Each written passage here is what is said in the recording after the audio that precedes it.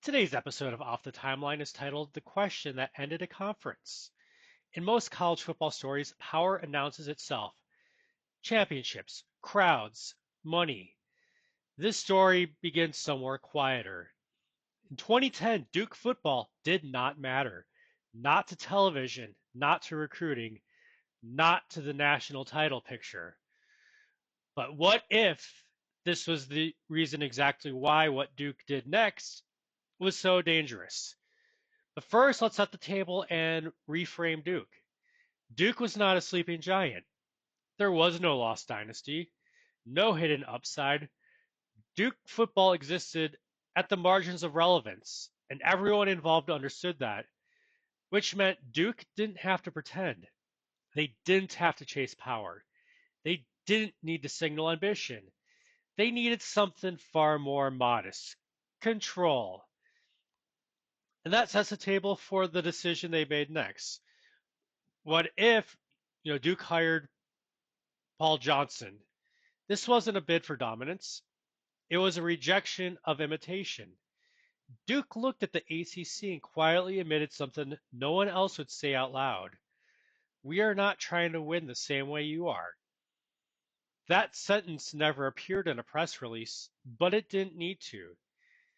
The system said it for them. And that sets the table for the next question. And at that time, Duke asked the question, not publicly, not dramatically, a question asked the way institutions ask questions, through intermediaries, consultants, and offhand conversations. What does long-term alignment actually mean? Duke didn't threaten to leave.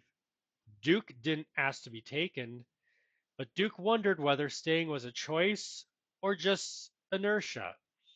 And that question escaped the room.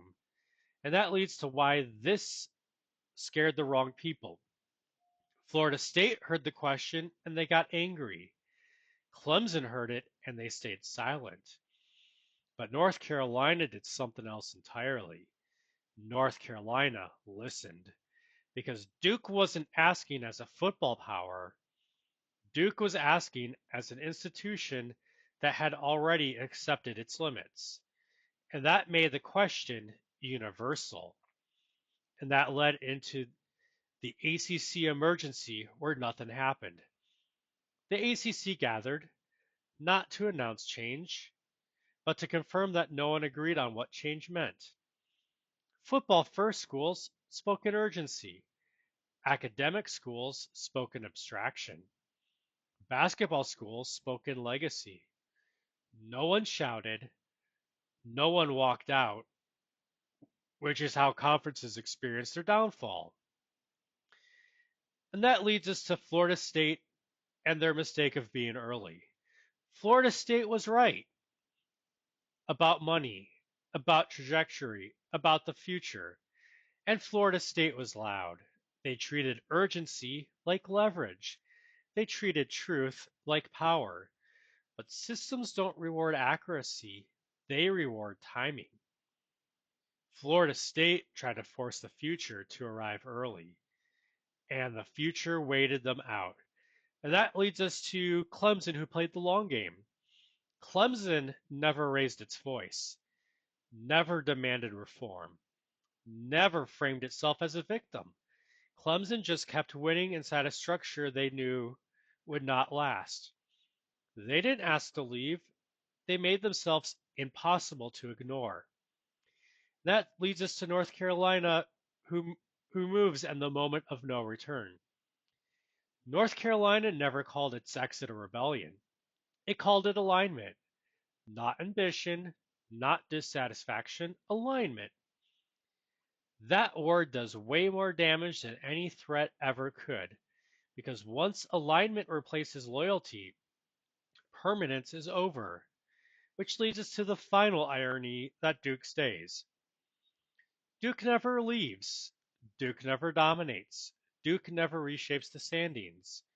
Duke simply proves that survival doesn't require power.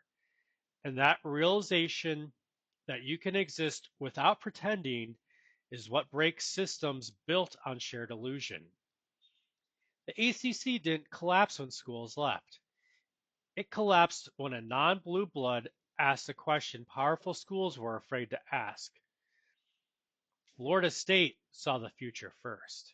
Clemson waited for it. North Carolina chose it.